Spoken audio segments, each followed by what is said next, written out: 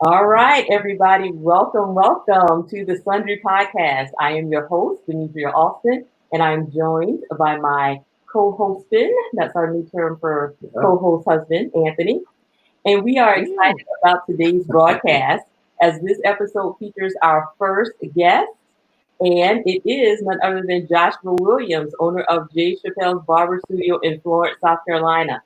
So I've known Josh for many years, but Tony has known him his whole life because they are first cousins. So welcome, Josh. Welcome, Josh. Thank you. Yeah, Thank you so much for having me. Yep. I know she knows Josh as Big Josh. I've known Josh as little singing Josh and artistic Josh, and Right. just a great person. Now, businessman, entrepreneur, minister, all those types of things. So super proud of you. And let me stop here and say, when I say singing, I'm not just saying singing like everybody else knows somebody that kind of sings. I mean, when singers hear Josh coming and singing, they move out the way and say, "No, he can really really sing." So that kind of singing Josh. Not from South Carolina. We were from South Carolina. Singing Josh. Oh Lord. You too. Yeah, but say him too. No, it's in the family. Right. Yeah, he said it too. Don't give me all the glory. Yeah. There's different levels to it, though. There's different levels to it. So, Josh, tell our listeners a little bit about yourself and your brand, J. Chappelle. Awesome. Again, my name is Joshua Williams, and my brand is J. Chappelle. So the name actually came from people ask me where did I get the name J. Chappelle. J. Chappelle is actually J for my name, Joshua, and Chappelle is actually my grandfather's, my father's name. So that's where I came up with the name J. Chappelle. And I've been in business now about 3 to 4 years. I'm a cosmetologist who actually specializes in barbering, and I specialize in upscale services, anything you can think of when it has to do with men's hair care and everything like that, and a different array of just multiple things, multiple specialties. So I just love what I do. So that's a little bit of off the top about my brand. There's certain people are kind of talented in multiple things. I don't have that gift. I'm one of those people that I might have like one or two things that I'm kind of good at. You seem to be someone who's just good at several different things, right? When did you first realize that you were just talented in multiple different areas? I mean, I know you are an artist. I know you do some design, you do some hair. Like, when did you realize you were so talented in all these different areas? That's a great question. I would say, I think there's people who have different group sets, and so like my talent is anything having to do with anything being artistic and creative. I thrive in. I thrive when it comes to the arts. So anything having to do with anything visually, aesthetically, creatively. That is my element. That is my forte. Like I do really well with things like that. And I found that early on, when I was in school, I would be, I would be attracted to the arts, of course, like, music and stuff like that. And now that's just turned into everything arts. Like even people wouldn't believe it, but people would ask, what does, barbering and interior design and stuff like that have to do with each other? But it's being visually artistic and visually creative. Like I can look at a space and I can say, it's going to look like this after I finish. And I can look at somebody's haircut and I can actually envision what it would look like after I finish. So it all branches from like creativity and being artistic and creative and stuff like that. Yeah, that's funny. I gotta admit something here. We were trying to come up with questions, and my wife is like, "Well, he's good at interior design. He's good at this." And this. I was like, "Well, I don't know if we want to call it interior design." I was like, "I don't know. If you stay in interior design, cool." Right. Let's go with it. I know you flex. You do that. Like we were talking about, and this is a couple questions down the line here, but I'm gonna jump to it since we're talking about it. We've noticed that you post on your site, on your website, a lot of different images about how you redesign and kind of just redo the whole space. What is it that you're trying to achieve when you're imagining and redesigning the space? Because the studio looked great when you Thank you. started. And I was like, wow, this is a nice space. And then all of a sudden it was like, all right, I'm taking this wall and I'm tearing out the steel and stuff. And I'm like, what? Right. So, I honestly, so from a barber standpoint, I wanted to kind of re-envision the industry. Like, I didn't want to my barber studio to be anything like you've seen before. For instance, like the other design before this one right here, it was more rustic, but I didn't want the I guess stereotypical barber, where you see the black and white tile floors, the blue Yeah. and red, that pole and everything like that. I didn't want that. I wanted to every element again that came from that creativity. Like there are certain things that I know God gave me that was a gift of mine. So I was like, I even prayed about that. I was like, God, give me an outlet where I can use everything, where I can use music, where I can use, cutting hair, where I can use interior design. So in the barbering element, people are shocked the way it looks, but that's one of the things I prayed for. I prayed that I'd be able to use like interior design and like being able to recreate the space, like all of that together. So I'm cutting, still I haven't thrown away interior design, like that's brought in here, like music. I have like a song out, like a jingle for my product line and stuff like that. So everything is coming together. Like again, it stems from being artistically creative and things like that. Like and so that's probably where that comes from. Like the space. I wanted a totally different feel. I didn't want the ordinary barbershop, and not that there's anything wrong with that, but I'm a little bit different, so I wanted my space to be a little bit different too. That's a good response. Because I think when I was thinking about your space and even thinking about our conversation today, I was like, I wonder what kind of clientele you're really aiming for. I would love the space. I love the space. When I see it, I'm like, man, that shop was closer. I'm in Ohio, in South Carolina. Because I would love to just go there, sit down, and be a part of the ambiance, the music, and relaxing, all that stuff. Are you able to try to reach out to a certain clientele, or is it really just you trying to change the whole view of what going to the whole experience of what going to a barbershop you think is like? There's so much. That's such a great question.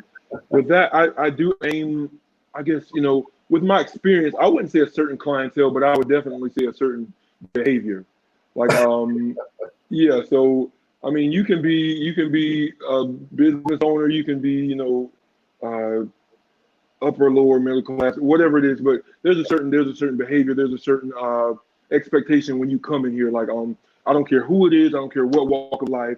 When you come in here, there's a certain level of professionalism I bring to you, and it doesn't matter who you are. Now, definitely, if you look at my clientele, they seem to be, entrepreneurs, working men. All of my clientele is like really, really good guys. But I don't know that I really market it that way. But I think even with my pricing, my pricing is a little bit higher in the things I offer. So it seems to draw those who really have an understanding about quality and don't mind they don't mind paying more for a certain environment. So it's So not like it's not a $5 no. we grew up with a little with the $5, $10 every now and Right. No. Yeah, it's a little more exclusive. It's a little more exclusive. Right. And that's exactly what I say. Right. Exactly. That's my whole mantra. Like that's what I say. Like stay exclusive. Like and that's I definitely want to I want it to be different. I don't want to be the average guy. I don't want this space to ever be. I mean, and this is my starting studio. So who's to say I won't move in a different space? But I want to I want to start out how I want to finish. So if I ever branch off or do anything else, I want to have started in the with the mindset that I intend to finish with. Yeah. So I want to back it up a little bit because we talked a little bit about you doing some of the interior design. You were doing that before you got started with barbering. Right. So tell us what led to this transition into barbering. This story is still dope to me. This story is amazing to me. So that's a great question. So I was not planning to be a barber. I did not intend on owning my own business. Nothing like that. I was, y'all know my father had passed, and so I moved back.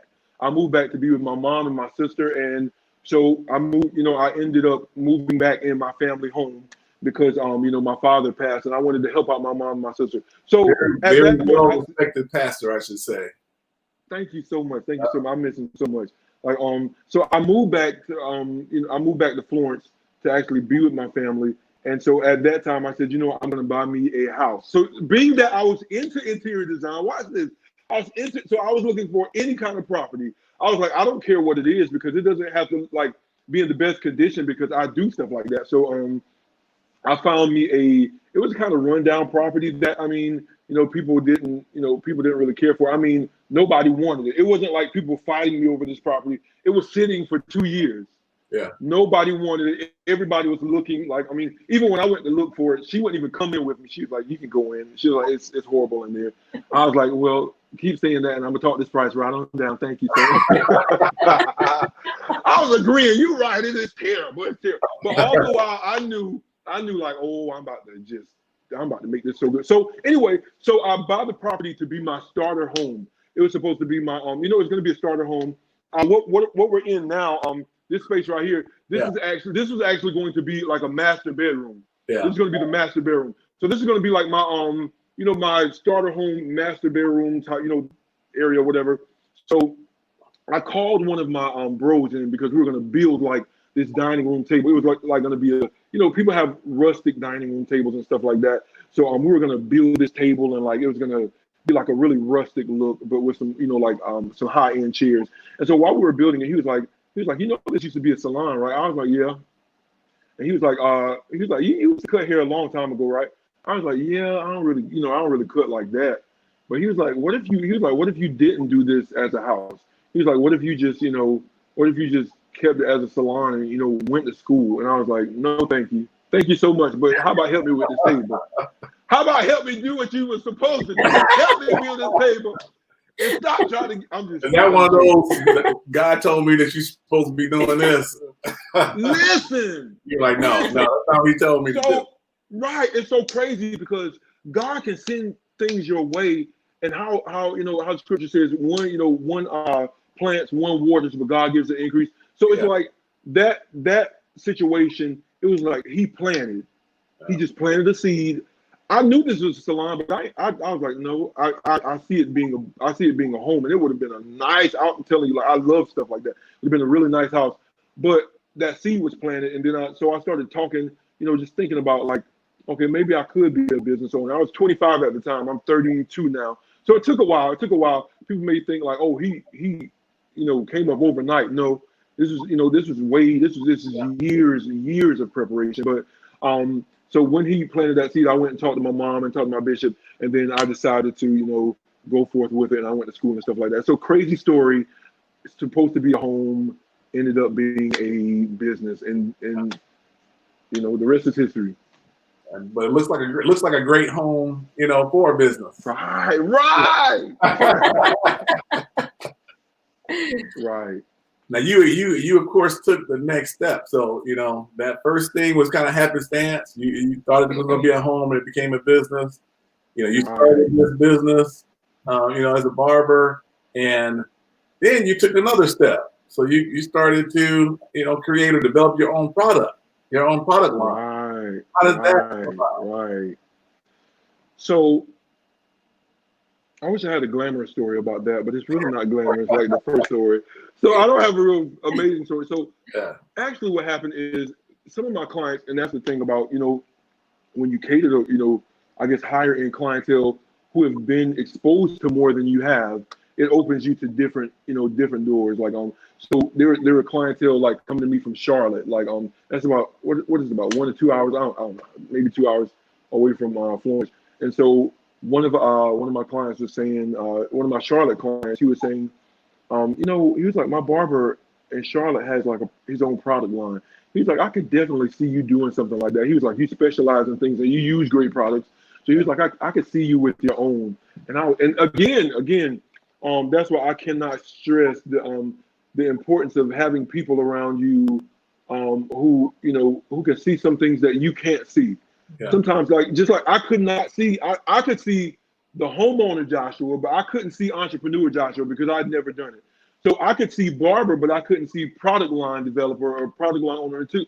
It's crazy. Some of the things that, you know, I wish I could take credit for, they were just seeds that were sown, and some of the words that were spoken into my spirit. It's like I grabbed a hold to it, and like I just had to, you know, I had to run, and I couldn't see it for myself. But it's crazy how people can see things in you that you can't really see in yourself, and that's how the whole product line came about. I was specializing in beards and everything, and everybody knew me for beards. Everybody knew me for beard, and bald and bearded. Anyway, that's a whole different story. You know what? That's a whole other conversation. We can go talk about it too. We'll That's get a whole other conversation. That's a whole different conversation. Right, We can open up that one too. As you We can can open up that door. I might have been hooked up by now, man. Come on. So I was specializing in beards, and everybody was like, you know, hey, you specialize in beards. So I mean, even, you know, people see me as a barber, but my license was in cosmetology, so I knew about the chemistry of things. I knew about the, you know, like anatomy and you know, like the just the science of hair. So everything like I implemented, you know, using it on my clients before with other products. I was like, I'm gonna develop my own. You know, all of my products are organic, vegan formula, no sulfates, which are, you know, like chemicals that could, you know, hurt your skin, and harsh, you know, cleansers and stuff like that. Just a lot of stuff. I put a lot of thought into what went into my product line and everything like that. And the rest is history. I will talk forever. I'm gonna let y'all have it because I'm really excited about it. I'm gonna put a little plug right there because I've had a beard now for how long have I had a beard? A long time. It's been So years. I've had a beard for years. If I say how many years, it might tell people how old I am. So I'm not gonna say that. Come on. But I'll just say for years, and you know how it is. And I don't know if it's just a thing for Black men. There's not a lot of products for Black men grooming out there. So for all the years I had a beard, I was always looking for a good product to use on my beard, and had never found one. Right. So, you know, not just because we're family, but really, you know, when I purchased that product from you, man, it actually worked.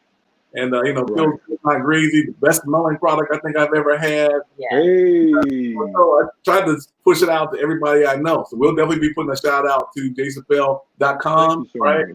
Well, you know, Chappelle.com, yes. Is, you know, it really is a great product. All right, move on to the next question. Well, no, so since we're talking about the product line, what are you looking for as far as with expansion? Like what can we expect with, you know, next product? If you can talk, or is it, you know, it might be top secret. I don't know. Wait for No, it's not. Okay. It's not. Everybody asks me, when are you trying to get in, you know, stores, you know, like some of the major chains and the major stores like that.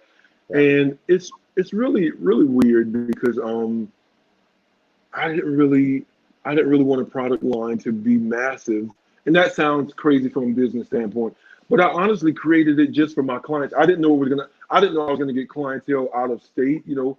I didn't expect any of that. So that it's so weird to even think about expansion, like even having to think about expansion, because I created it specifically for me and my clientele. You know, I was like, hey, this is something I'm going to use on y'all, but I didn't think that it would, you know, take off as quickly as it did. But now, I'm definitely looking into, you know, getting in the stores, and I've spoken to, you know, certain people who, you know, like mass distribution and everything like that. I've definitely spoken to people like that, and I think first though, before I get it out, there's a few more different things I want to do. Like my products now are focused, or kind of like beard focused. But I want it to be all encompassing, such as I want a men's skincare line. I want to, you know, just all kinds of stuff. And so I think the bigger it gets, when I get a little bit more of those products that I want to bring out, I'm definitely looking at mass distribution and stuff like that. You know, like some stores. So definitely be on the lookout. You never know what God can do. Man, that's true. Yeah, this is my investment strategy, Jay Chappelle. So here's you mentioned a little bit just now about the, you know, skincare, and so I know with you being you know, a little bit more upscale, talk a little bit about some of the other services that you provide at Jay Chappelle, because it's not just, oh, come get a haircut or come get your beard trimmed. You know, what are some of the other things that you're doing? Because I looked at the list and I'm like, oh yeah, this is definitely not your traditional, you know, barbershop. So Tell us a little bit about that. Right. I love that question because I'm ready to talk about that. So, I mean, of course, everybody knows about haircuts, shaves, all of that. But I wanted to not do the normal services. So let's start with the beard because I mean, most people know my product line, for beard. So with my beard service, like it's not just you coming in and getting a shape up. We steam your beard. We just everything. We trim your beard. We do like a deep conditioning treatment. There's just so many things we offer as far as beards are concerned. And not only that, there's services such as I do facials. Like people, I specialize in barbering, but I'm licensed to do so much more. So Okay. I'm licensed to do, facials. I'm licensed to do hair color. I do everything. I don't really push. I don't really push all of the things, but there's so many things that I do in the studio that aren't, in line with what you usually see in the barbering industry. But I'm definitely pulling everything like that out. And as you can see, hair replacement has been one of the big and I love talking about it because it's definitely for this area. I'm in the we're in the deep south, and so it's definitely been a little bit controversial. It's been something like, okay, like I'm gonna have to step out and all of the controversy, all of the everything. I'm gonna have to take it first, but I'm ready to go because by the time everybody is willing to deal with that stuff, I'll be miles ahead. Yeah. Hey, I'm gonna tell you something. There've been a couple of pictures of the guys I've seen. Their before picture and after, and I'm like, this is witchcraft. This is not even that. It's not even talent. This is actually that has to be happening to go from this to this. So and just right. And let me say for people who are probably like, why is hair replacement, what's the big deal? That don't know, Josh was bald. So and he had like he was bald on Monday and Tuesday he had a full head of hair. So Tuesday had a full head of hair. Hey, won't he do it? Won't the man do it? God knows. Yeah. So I mean, have there been some really? I would say before you ask about tell us about you were talking about the controversy with the hair replacement. So tell us kind of how that has changed and how you're working that in your business. So I would say that this has hair replacement. First of all, let me tell you how I got into it. There was a client who came and he was bald, but he wanted like shape up. So we would be using these things called hair fibers, and I was trying to do all I could. I was trying to do all I could. But at the end of the day, it wasn't up to the standard. You know how you're doing something, but you're like, you wouldn't be proud of it. I was like, I've got to find a way to to make this look better. So I was seeing hair replacement and stuff on on social media and stuff. I was like, ain't no way. Like I was like, who would do that and stuff like that? Because at the time I was pushing bald and bearded. That was me. Bald and bearded. And so when this hair replacement thing came about, I had to kind of change up my whole push of what I was like branding and everything. Now I still promote that, of course, because I have bald clients and they they're very proud to be bald and everything. So, but then I have clients who want hair. So, introducing that has been one of the best most difficult things. And the weird thing is I did it so the guy that I was doing that was receiving, so I could help him. And he asked me one day, and this is a really funny story. He said, "Okay, Josh, when you get yours?" I was like, "What you mean?" I'm serious. He was like, "When are you getting yours?" I'm like, "What you mean getting mine?" He asked me something, and it changed the whole game for me. Yeah. He said, how are you bald and you're gonna push a service that you wouldn't try yourself and you wouldn't be proud of yourself? I said, oh. I said that makes so much sense. Mm-hmm. So he is honestly, he was the first one. And then I said, you know what, I'm gonna do it myself. I'm gonna get 6 models, and I'm gonna try the service on 6 months. I'm not gonna charge them anything. I'm gonna learn how to do it. I'm gonna, do everything. And so he's actually the one who inspired me to get my own. And we started with the low one, and then of course your natural hair still grows, Yeah. So, and we just went into it, and it just blew up. I'm telling you, like, I have clientele from all over. Like, I don't know if y'all saw the latest one I posted with Locks. Yeah. That's a Virginia client. Like, Yeah. their clients are driving from all over. You would not believe, like, how many just how many men, like, want their hairline back, or just, it's amazing. Like, it's totally changed the game. So my clientele, it's blown up because I have so many different kinds. For instance, cousin, you brought my product line, but you don't come to me, but that's your client for my product. So I have a product clientele, I have hair replacement clientele, I have beard clientele, I have regular client. You know what I'm saying? So there's so many different clientele, and so hair replacement has just totally changed the game. And I'm telling you, like, it is controversial right now because anything new.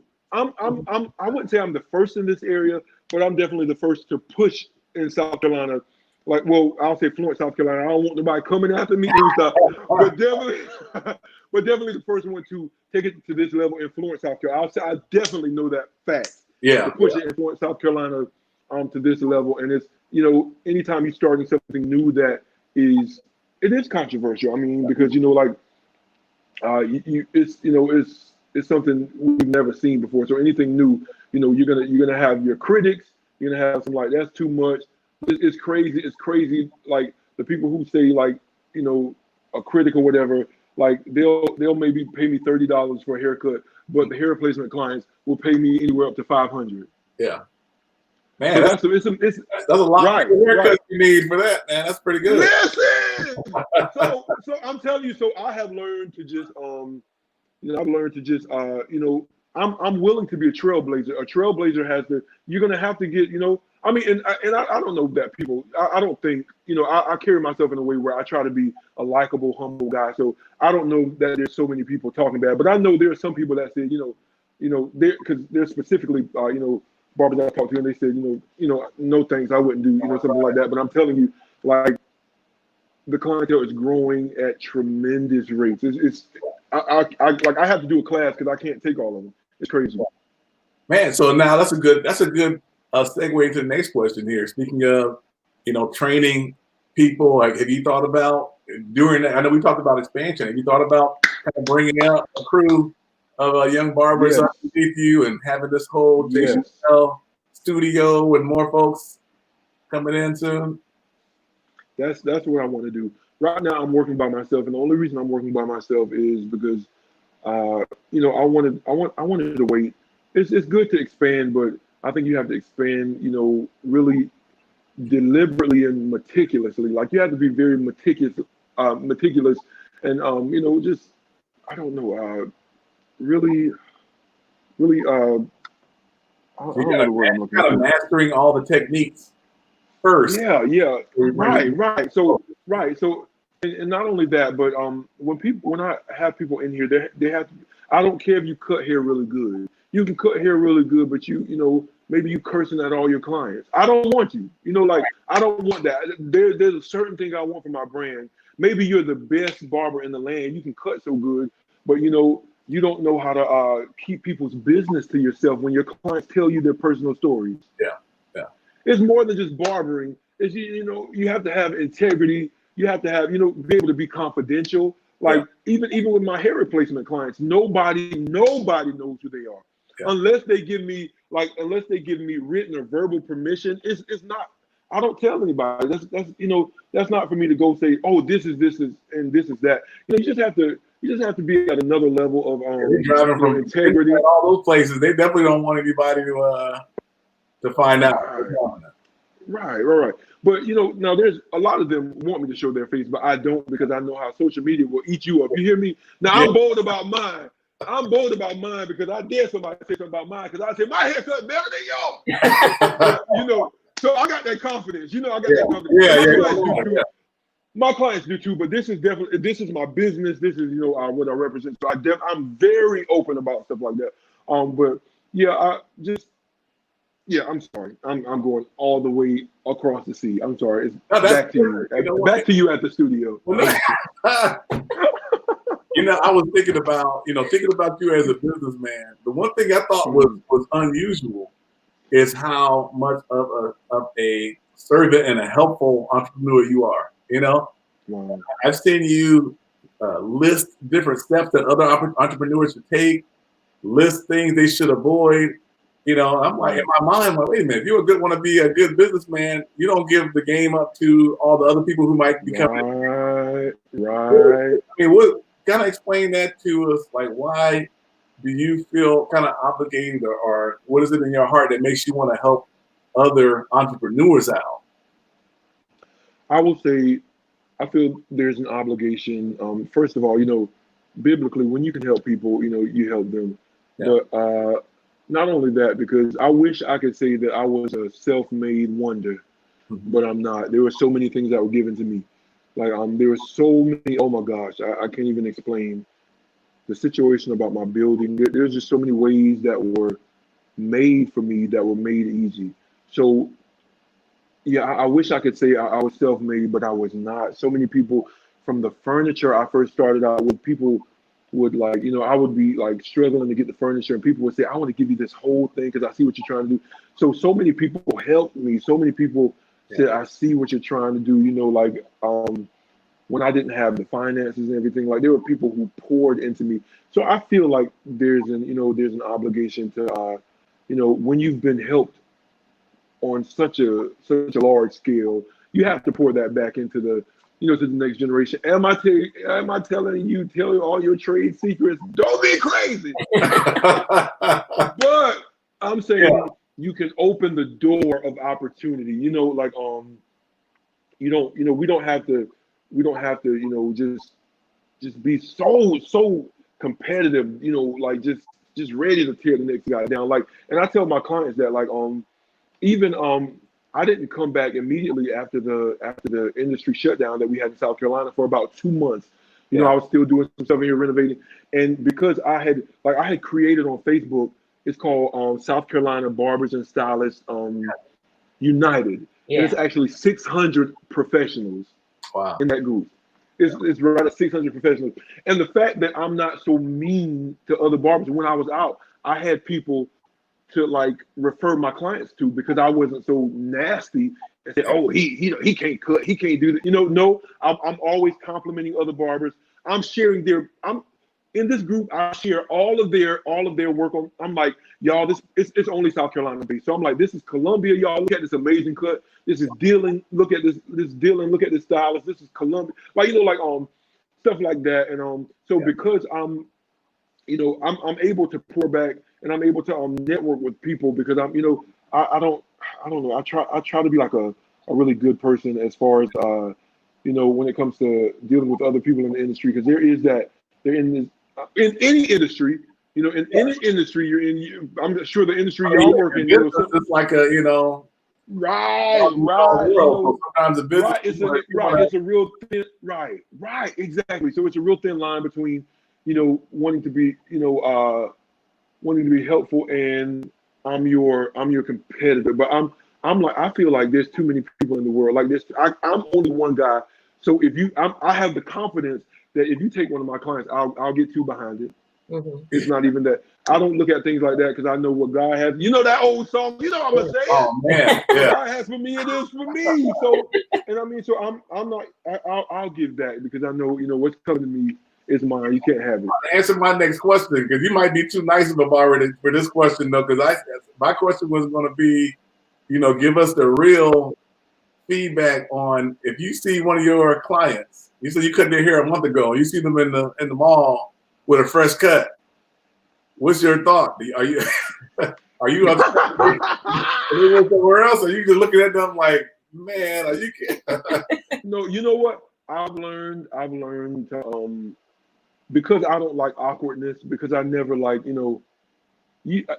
like even with me, my book is so, and that sounds I don't want to sound like I'm so grand, but my book is like, kind of far out. So when I see people go to other people, I always never think it's something negative within myself, like, oh, he went to another guy. Maybe I could have been booked. Right. So I try to give people the benefit of the doubt, like, and I have to realize, like, as I wish other barbers would realize too, like, I don't own anybody. Yeah. And so this whole barber feud against, like, you went to somebody, you cheated on. You can't do it. I can't deal with that. Because, you know, like, hey, go to somebody else, you know, like, and maybe certain people like certain things that I do. Maybe they like something another barber does. So I'm all for it. And I'll even compliment it and not being sarcastic. I'll be like, oh, man, that cut is nice. I like that. And then it's crazy because I'll compliment another, like, cut that my client got. And they'll, like most of them will come back and say, man, I know I couldn't get with you. Like, I'm still coming. And they come back. You know what I'm saying? So yeah. I think if you're doing what you're supposed to do as a barber, if you're offering 100%, even if they go somewhere, even if they don't come back, you know, like you will always have you will always have revenue. You will always have clients. You're not hard up for like, oh, I might lose one. I'll never be like that because I feel like, you know, I give my best. So I feel like I'll always have somebody in my chair. So I want to go back just a little bit when we were talking about you helping people and that sort of thing. What do you think is one thing that you wish you had known when you started, that you know, kind of learned along the way, that you think, oh, you know what, if I had known this when I first started, man, I could be, you know, I would have been 10 steps ahead. That's great. I wish I would have, because I'm such a perfectionist, I would tell future entrepreneurs, just start where you are. Yeah. I wasted time and money not opening because I didn't think everything was perfect. Oh, the paint got to be. I don't know if you saw that picture I posted. Like the first design, nobody ever saw that because I designed it again before I opened. Oh man, that like the yellow with the stripes. No one ever saw that. I remember when the shop opened that you were. I was. Right. It was like a year of preparation. I was like, this is gonna be something. Right. Why you designing so many times? Yeah, I was like, this is gonna be something else. Right. So I wish I would tell, you know, I wish I could tell myself that, you know, like, you know, everything, you won't have everything perfect, but the fact that you'll be, you know, in the industry and you can build while you're not where you want to be. And I know a lot of times social media and everything like that makes us want to start at such a grand point, but there is nothing wrong. As the Bible, you know, as the Bible talks about, despise not humble beginnings and stuff like that. You know, there's nothing wrong with, you know, starting from the bottom. I mean, you don't have to start from the bottom on the floor where there's holes in you know, but you can have modest beginnings. You can have, you know, like, and I'm, you know, like sometimes we're just really hard on ourselves because we compare ourselves to others. But I wish I would have said, okay, Josh, no more money in designing. That money can open you up. That money, you know, no more money in the things that you think, you know, the aesthetics, the appearance. Just go ahead and put that into opening up. So I think I went kind of far on the, you know, on the looks of things because I'm an interior designer. So I was like, you know, hey, this got to be the bomb. But, you know, I would tell somebody else, you know, what you have right now is probably enough to get you to where you want to be. And like in that process, you'll get everything you need, you know? Yeah. So I'm just kind of curious when you're talking about, you know, starting and like, what does a typical day then look like for you, you know, normally in the studio? Like, when do you start? When do you stop? Because I know sometimes you're posting, you know, a little late at night. And I know a lot of barbershops are, you know, long closed. Oh, I know a good day is probably doing a couple of those hair. A great day about those, right. So the weird thing about that is so my schedule, like, okay, this is like on paper, my schedule is from 10 to 8. Okay. Like, because I don't like getting up too early. And I was like, when I begin to work for myself, there's some things I can change. I can choose my own schedule. Yeah. I was like, you know, I don't want to get up too late in the day, but I was like, you know, I can get up at maybe 7 or 8. You know, I can have some time to, you know, when I get up, it's like, you know, I make sure I promote and stuff like that. So from a business standpoint, when I get up, you know, I can post my styles from the, you know, from the previous day and stuff like that. I always get on the group that I created, and I'm always posting their work in there, like other stylists and barbers. I'm posting in there, you know, to kind of get us unified. And then I go to work at about 10. Now let's talk about last week. Last week I was getting off at, like, I'm telling you, and even with the hair replacement that I did with the locks, I left my studio from 10 o'clock a.m. I left at like 3 o'clock in the morning.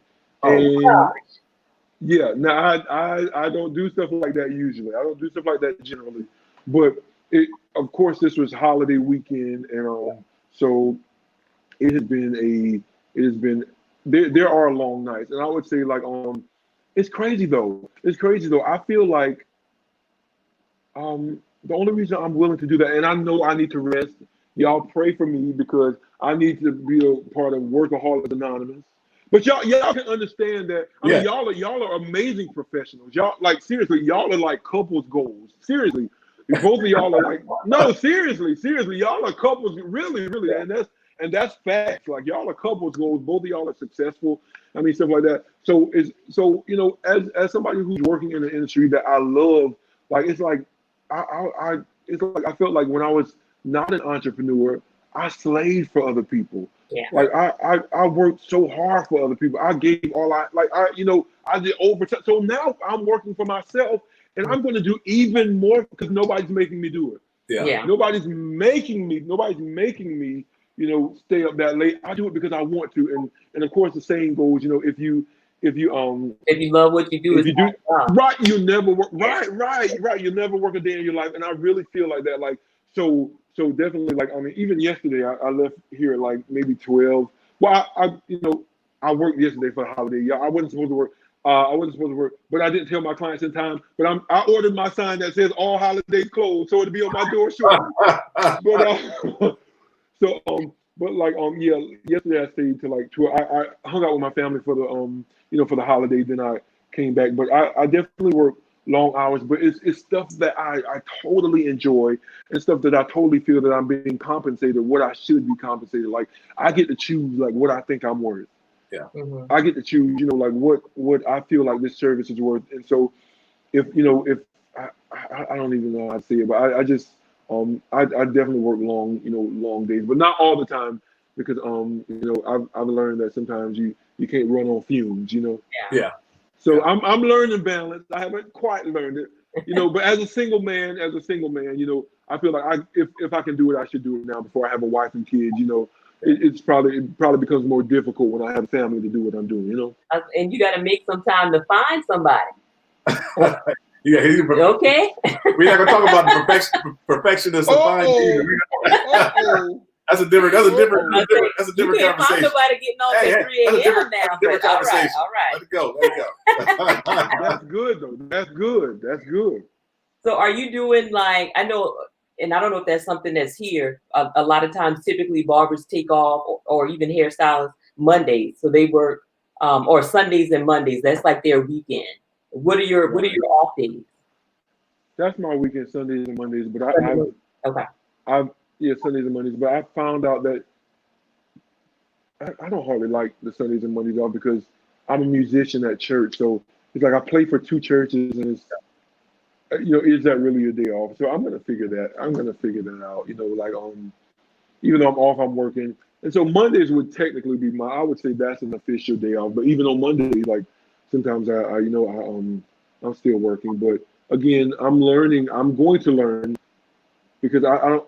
It's so weird because you think you have to work all the time, and I think it took the industry shutdown to let me realize, Josh, your clients will be okay. Yeah. Like, and even financially, not to go into personal things, but I mean, this was public. This was, public. Like a lot of the barbers and stylists were, out and financially did not know what they were going to do.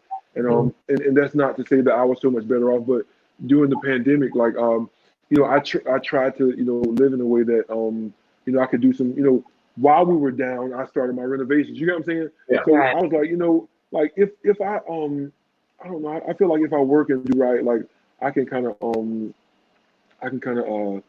take breaks a little bit more, and I'm gonna start finding a balance. Like I'm gonna do better with that because I will work. I just love it. It's just like it's like my peaceful place. It's like a sanctuary here. Seriously, all my clients say, Josh, every time I walk in here, it's like this is like one of the best parts of my day because it's like it's a peaceful place. I'm serious. It's really peaceful. Well, I can't wait to get down there myself. Man. I know. Hey. So now tell us if for those who want to find out more about you and your products, we want to make sure we give them easy access to it. I know jchappelle.com is how they can find right the product line. And What about Right. social media? social media is on. You're on Right. on the platform. Right. Okay.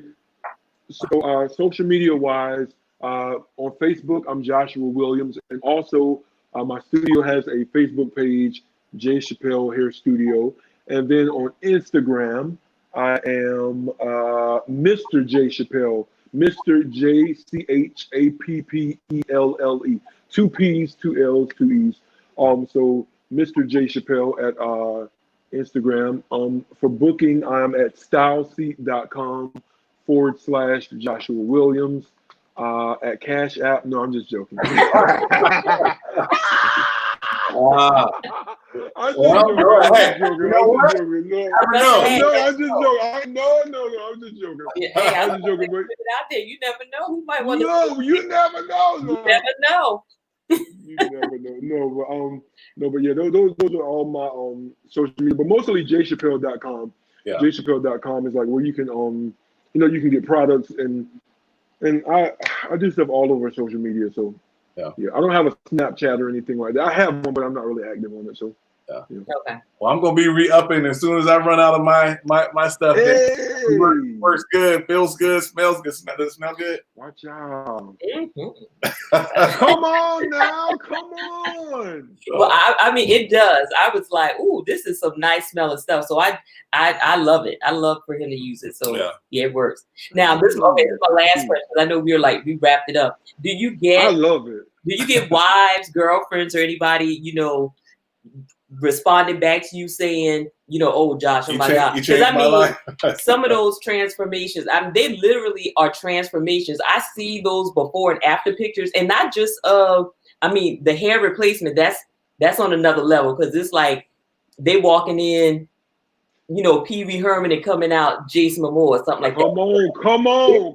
Drastic, You okay? had that name on the top of your tongue pretty quick. Just kind of. Jason Had that name quick. That just came out. Got that name quick. Yeah, man. I thought you were gonna struggle to come up with a name, man. Listen. All right, anyway, so do you get any type of feedback like that from the females on what you do for the males in their lives? They are I think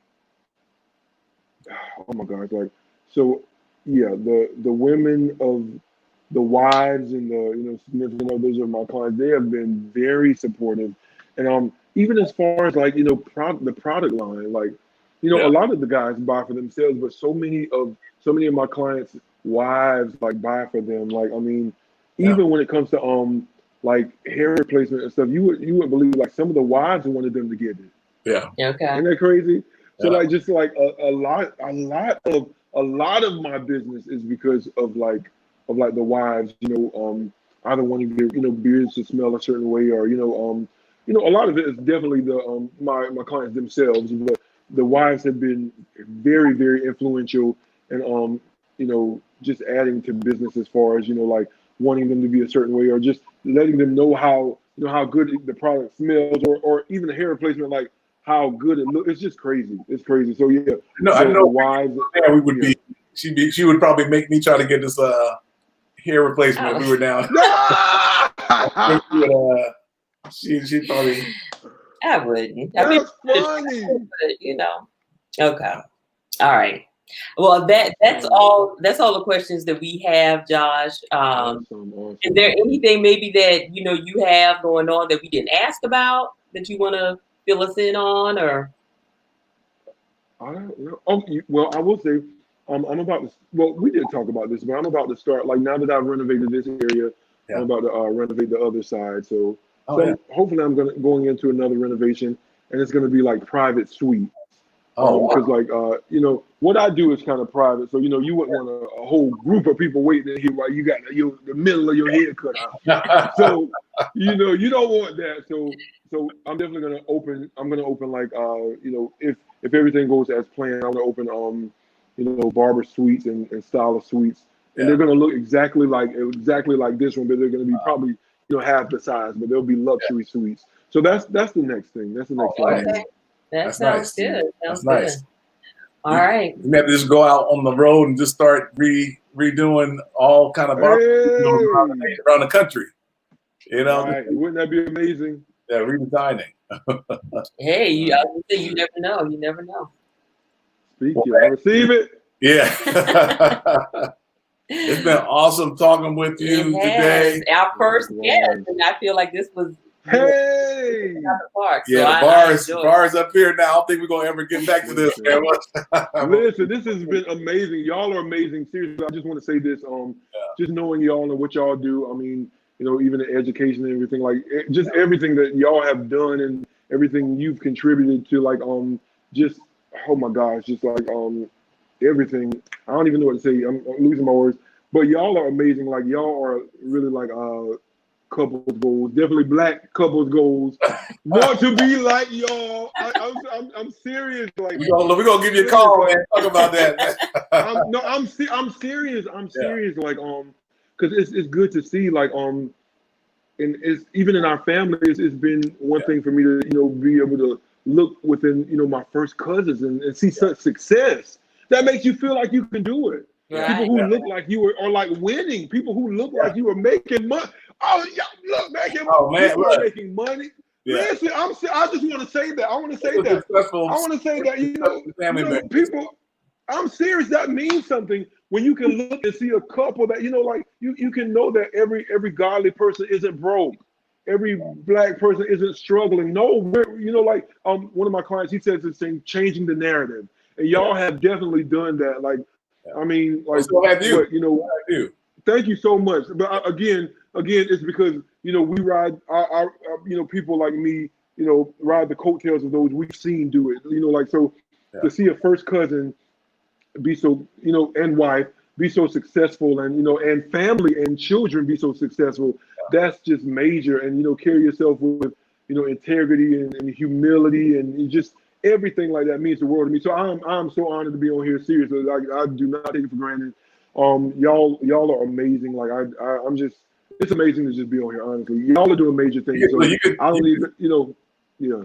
We just all I want you to do is just make sure we're on the list to talk to you again as you continue to blow up, because I know that's going to. You're doing, listen, if y'all can make room for me, if y'all can make room for me, we start doing their hair, it's we want to come back to the table and have a conversation. It's done. Count it done. I'll fly y'all in. Let me stop. I'll get my secretary to fly y'all in. I'll be like, Josh, remember this? Right.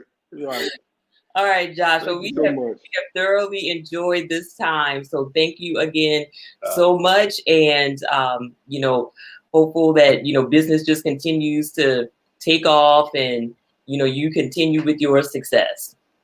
Thank you so much. Y'all too, likewise. Love y'all so much. All right, love you. Thank you. All right, bye.